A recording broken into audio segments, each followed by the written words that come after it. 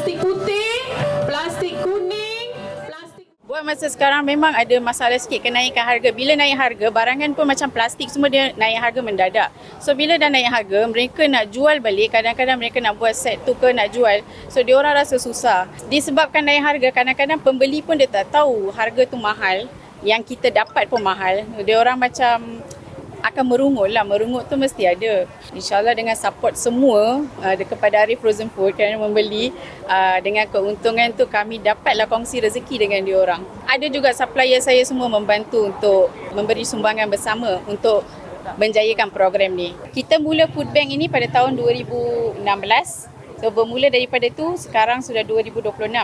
Starting mula-mula kita bagi pada 50 orang saja. So makin lama makin meningkat. Kita kongsi rezeki dengan semua orang dengan berkat semua yang sponsor kepada kami, kepada supplier yang bekerjasama dengan kami untuk sponsor barangan, dan bersama-sama ini kami kongsi rezeki dengan semua yang memerlukan, terutamanya B40 dengan keadaan ekonomi sekarang ni.